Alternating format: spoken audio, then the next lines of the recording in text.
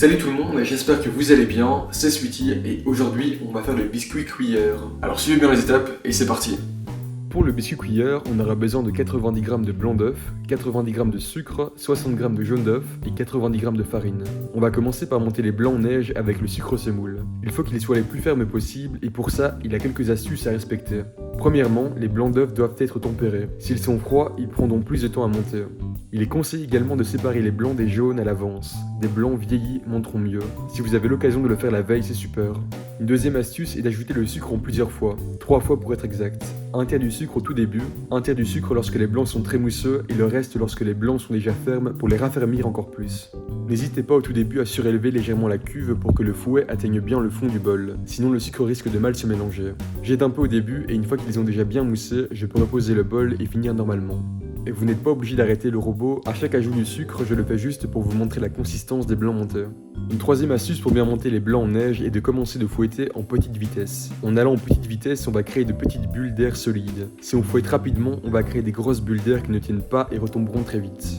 Une fois les blancs fermes, on ajoute le restant du sucre et là on peut enfin fouetter à fond, mais pas trop longtemps. Une vingtaine de secondes maximum.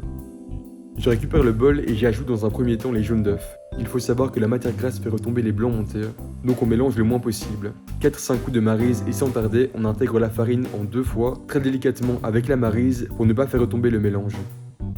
On utilise le mouvement habituel, on va chercher le fond de la cuve et on remonte délicatement vers les côtés tout en tournant le bol.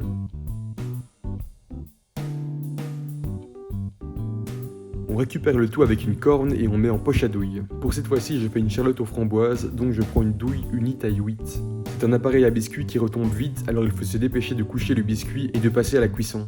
Sur du papier sulfurisé, je trace 2 cercles de 16 cm de diamètre, ainsi qu'un long rectangle de 50 cm de long pour 6 cm de large. Je retourne la feuille pour que l'indélébile ne soit pas en contact avec le biscuit. Je poche ce qu'on appelle une cartouche, qui fera le contour de ma charlotte. On espace très légèrement les biscuits qui gonfleront à la cuisson et se colleront entre eux. S'il n'y a pas d'espace, le biscuit va perdre en relief et sera moins esthétique. Pochez également 2 collimations de biscuit cuillère. Ensuite, on vient saupoudrer d'une fine couche de sucre glace qui donnera cet aspect perlé caractéristique des biscuits cuillère. Faites 2 passages pour avoir un bel effet. Et on enfourne sans perdre de temps dans un four préchauffé à 180 degrés pour 8 minutes de cuisson.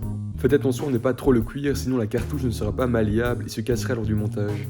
Une fois la cuisson terminée, débarrassez tout de suite sur une grille à pâtisserie pour refroidir les biscuits. Si vous les laissez sur une plaque chaude, ils vont s'assécher.